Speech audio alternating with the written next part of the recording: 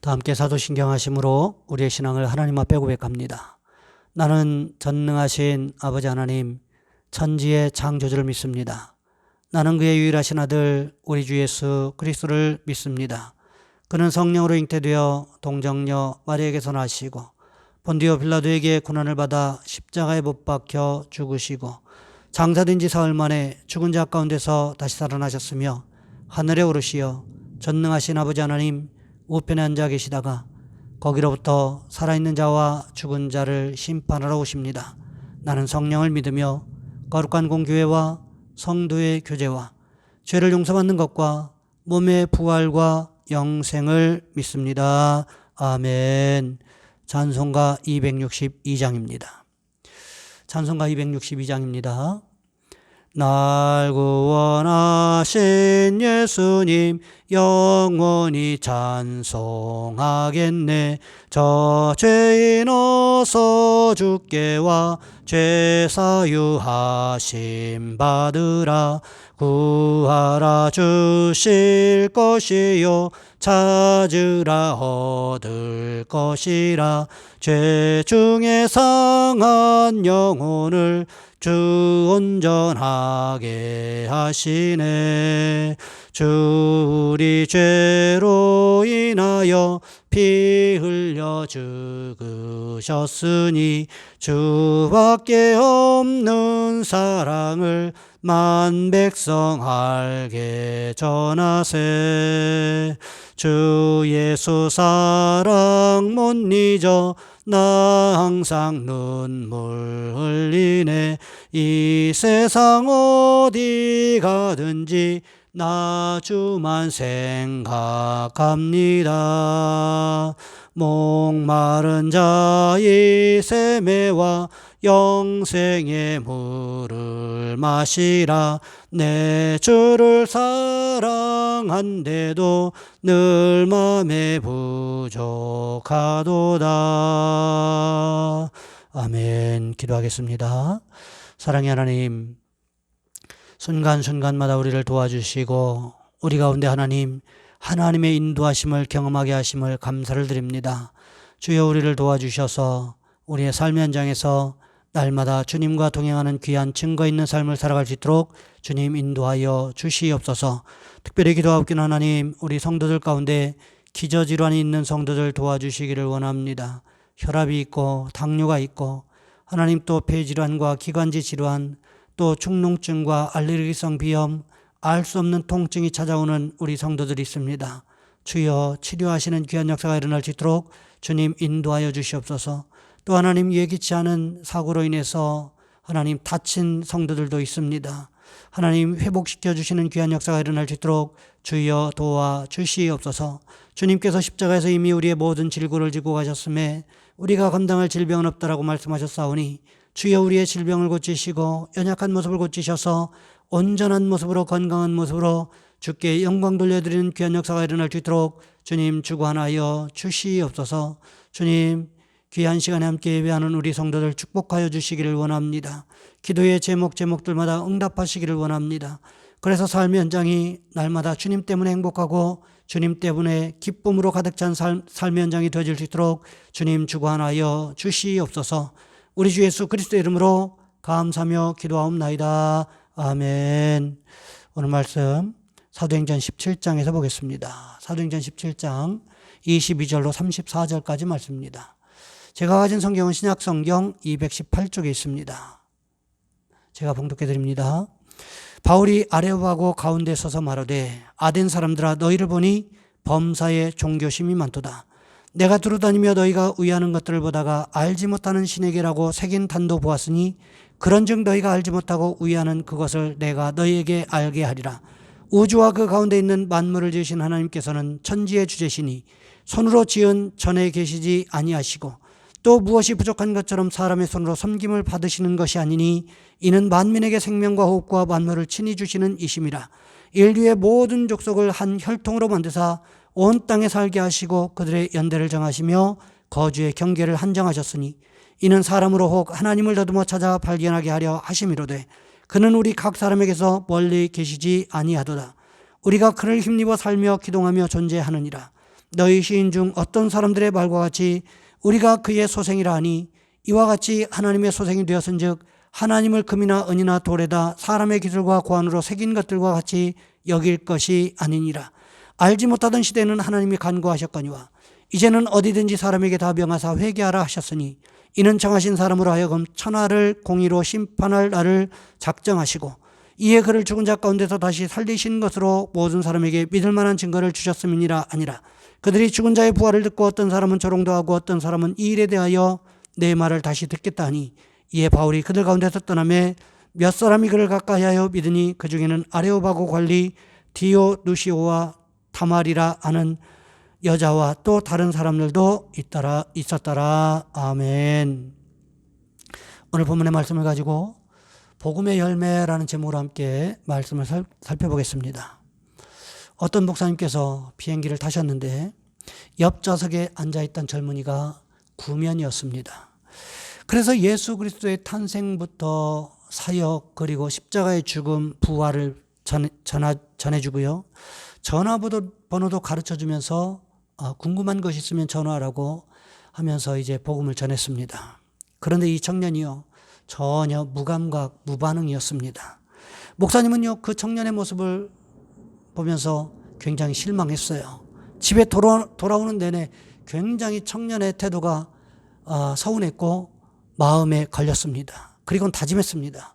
다음에 언젠가 또 만나게 될 거다. 그러면 그땐 내가 복음을 더 확실하게 전할 것이고 그러면 이 청년의 태도도 바뀌게 될 것이다. 이런 생각을 했다라는 거죠.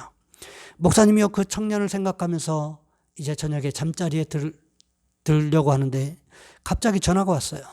그러면서 이제 수화기 너머에서 이런 소리가 들립니다. 목사님, 늦은 시간에 죄송합니다. 저는 목사님 옆에 앉아 있었던 청년의 아버지입니다. 그리고 전 아들의 바로 뒷좌석에 앉아 있었습니다. 그래서요? 그런데 무슨 일로 전화하셨지요? 목사님께서 아들에게 하시는 말씀을 듣고 기독교에 관심이 생겨 잠을 잘 수가 없었습니다. 그리스도에 대해서 더 알고 싶습니다. 그랬다는 거예요. 여러분 그렇습니다. 전파하는 자가 없으면 어찌 들을 수 있겠느냐라고 사도 바울이 말했다라는 것입니다. 이것이 복음의 열매가 아닐까 하는 생각을 해보게 된다는 거지요. 오늘 본문 22절과 23절 말씀해 보시면 이렇게 기록하고 있습니다.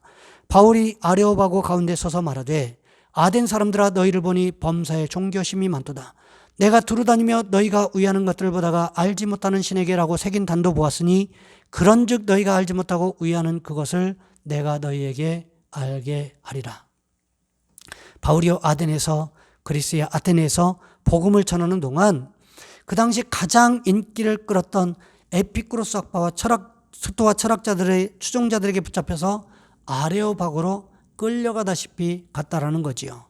이때 바울은 아레오바고 공회 앞에서 자신이 전하고 있는 복음을 해명하고 변론할 기회를 얻었습니다. 바울이 가장 먼저 무슨 이야기를 하고 있습니까? 스토아 철학자들의 영향을 받아서 모든 것들이 다 신이라는 범신론을 믿고 있는 이 그리스의 아테네의 상황을 이야기를 하기를 시작했습니다. 그것을 범사에 종교심이 많다 이런 말로 표현하고 있어요. 그뿐만이 아니지요. 바울이 아덴에 있는 한 제단에서 알지 못하는 신에게라는 이 제단도 보았다라는 것입니다. 왜 그랬을까요? 만물이 다 신이라고 생각하고 조목조목 한 가지 한 가지 다 신의 이름으로 만들어서 해놨는데 그러는 와중에도 혹시 내가 모르는 어떤 대상이 빠지지 않았을까라는 염려 때문에 알지 못하는 신에게라는 이름을 붙여 놓았다라는 거예요. 여러분 참 대단하지 않습니까? 우리는 아직 모르는 그래서 섬기지 못하는 신들이 있을지도 모르고 혹시 그 신들이 화가 나서 우리에게 해코지하면 안 된다 이렇게 생각해서 결국은요 알지 못하는 신에게라는 이 제단까지도 만들어 놓았다는 것입니다. 여러분 왜 그랬을까요? 그리스 로마 신화를 살펴보시면 우리가 이 사실을 쉽게 알 수가 있는데 신들의 모습이요 사람들과 다를 바가 하나도 없어요. 신들이 사람들과 똑같은 모습을 하고 살아갑니다. 서로 시기 질투하고 싸우고 화내고 사랑하고 이러는 모습들이요 그대로 그려져 있어요. 여러분 이런 것을 보면 무슨 생각이 들까요? 이러다가 실수로 한 신을 빼먹었는데 그 신이 혹시 우리에게 해코지 하는 거 아니냐, 이런 생각이 충분히 들 수 있다라는 거지요. 그런데 바울은요, 이것을 복음을 전하는 주제로 정하고는 에피쿠로스 학파와 스토아 철학자들에게 복음을 전하고 있다는 것입니다. 천지를 지으신 하나님, 또 찬양과 영광을 받으실 하나님, 그 하나님에 대해서 바울은 끊임없이 에피쿠로스 학파와 스토아 철학자에게 이야기하고 있다는 거예요. 그러면서 무슨 말을 합니까? 오늘 본문 29절부터 31절까지 말씀해 보시면 이렇게 기록합니다. 이와 같이 하나님의 소생이 되었은즉 하나님을 금이나 은이나 돌에다 사람의 기술과 고안으로 새긴 것들과 같이 여길 것이 아니니라. 알지 못하던 시대에는 하나님이 간구하셨거니와 이제는 어디서든지 사람에게 다 명하사 회개하라 하셨으니 이는 정하신 사람으로 하여금 천하를 공의로 심판하실 날을 작정하시고 이에 그를 죽은 자 가운데서 다시 살리신 것으로 모든 사람에게 믿을 만한 증거를 주셨음이라 하니라. 우리가 하나님의 소생이 되었다, 즉 하나님의 자녀가 되었다, 바울은 이렇게 말하고 있다는 것입니다. 그렇기 때문에 하나님을 우상들의 형상으로 만들 것이 아니라는 거지요. 이전에 하나님을 모르던 시대에는 하나님께서 이 모든 것을 용서해 주셨지만 이제는 우상숭배의 죄를 회개할 기회를 주시기 위해서 예수님을 이 땅에 보내셨고 십자가에 못 박아 죽이셨고 다시 살리셨다라고 말하고 있다는 것입니다. 그런데 무슨 일이 일어납니까? 이전에 데살로니가 지역에서 그리고 베레아 지역에서 이렇게 복음을 전하면 사람들이 가슴을 치면서 통곡하면서 어찌할꼬 회개했는데 아덴 사람들은 전혀 달랐다라는 거예요. 그들은요, 복음을 듣고 가슴을 치고 통곡할 줄 몰랐다라는 것입니다. 바울은 유일신이신 하나님에 대하여 소개하고 있는데 십자가의 복음과 부활의 복음을 전파하고 있는데 하나님과 예수님조차도 수많은 신들 가운데 하나로 보았기 때문에 이런 반응이 일어났다라는 거예요. 그도 그럴 것이, 여러분 그리스 로마 신화에 보면 에피쿠로스 학파와 스토아 철학자들의 영향을 받아서 모든 것들이 다 신의 역할을 하고 있고 그들이 똑같이 사람들과 똑같이 삶을 연기하고 있고 똑같은 모습으로 살아가고 있는 것을 보여주고 있습니다. 사람들과 똑같이 사랑하고 시기하고 질투하고 싸우는 그런 모습들을 보여주고 있기 때문에 만물이 다 신이 된다는 범신론을 그들이 받아들이고 있었다라는 거예요.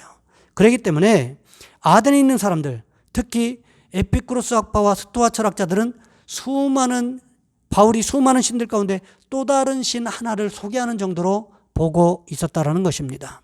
철학자들이요, 자신들이 배워온 철학의 수준으로 바울이 말한 신학을 이해하고 있음을 보여주고 있는 거예요. 여러분, 그래서 오늘 본문 32절 말씀해 보시면 어떤 사람은 조롱도 하고 어떤 사람은 이 일에 대하여 내 말을 다시 듣겠다 이렇게 이야기했다고 기록하고 있다는 것입니다. 이것이요, 바울의 아덴에서의 사역이었습니다. 이렇게 보면 바울의 아덴 사역은 꼭 실패한 것처럼 보입니다. 사실 우리가 생각하고 있는 이 바울의 사역하면 설교와 이적과 표적을 통해서 많은 사람을 회심시키고 이방인의 선교사로서 교회를 개척하고 성령의 능력이 나타나는 그런 위대한 사역자로 기억하고 있지 않습니까? 그런데 오늘 본문에 보시면 아덴 지역에서는 그 어떤 기적이나 표적이 전혀 나타나지 않고 있는 모습을 볼 수가 있습니다. 단지 에피쿠로스 학파와 스토아 철학자들과 논쟁했던, 그들에게 복음을 전했던, 하지만 아주 소수의 회심자들만 생겨나는 그런 결과를 얻게 되었다는 거지요. 그래서 어떤 분들은 바울의 아덴 사역이 다른 지역에서의 사역들과 비교해 볼 때 실패였다 이렇게 말씀하시는 분들도 계세요. 정말 사람들이 생각하는 것처럼 바울의 아덴 사역이 실패했던 것일까요? 그렇지 않습니다. 바울이 아덴에서 아주 잠깐 사역했지만 지금까지도 바울의 그 영향력이 남아있다는 것을 아셔야 돼요. 지금까지도 그리스뿐만 아니라 지금의 러시아 일부 지역에서도 그리스 정교회가 자리를 잡고 있습니다. 그리스 정교회의 역사는 바울 때까지 거슬러 올라간다고 보는 것이 일반적인 견해라는 거지요. 우리의 안목으로 볼 때는 빌립보나 데살로니가나 베레아 지역에서의 사역들과는 너무 많이 달라 보였어요. 열매가 전혀 없는 것처럼 보였습니다. 그렇지만 어떻습니까? 시간이 흐르고 나니까 복음의 능력은 바울의 능력을 뛰어넘어서 복음의 열매를 맺고 있더라는 것입니다. 오늘 본문 33절과 34절 말씀해 보시면 이렇게 기록하고 있습니다. 이에 바울이 그들 가운데서 떠나매 몇 사람이 그를 가까이하여 믿으니 그 중에는 아레오바고 관리 디오누시오와 다마리라 하는 여자와 또 다른 사람들도 있더라. 여러분, 예수님의 고향의 사역도 한번 생각해 보시기 바랍니다. 사람들이 예수님을 배척을 해서 소수의 병자들만 고쳤다 이렇게 기록하고 있는 것을 볼 수가 있어요. 여러분, 그렇습니다. 복음은 항상 스스로 열매를 맺는다라는 거예요.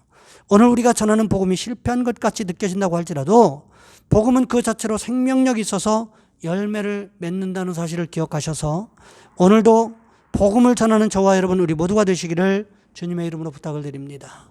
이 시간 우리 한 목소리 함께 기도합니다. 주님, 우리를 도와주셔서 오늘 하루도 우리가 복음의 능력을 의지해서 복음의 열매를 바라보면서 여전히 지치지 않고 복음을 전하게 도와주옵소서.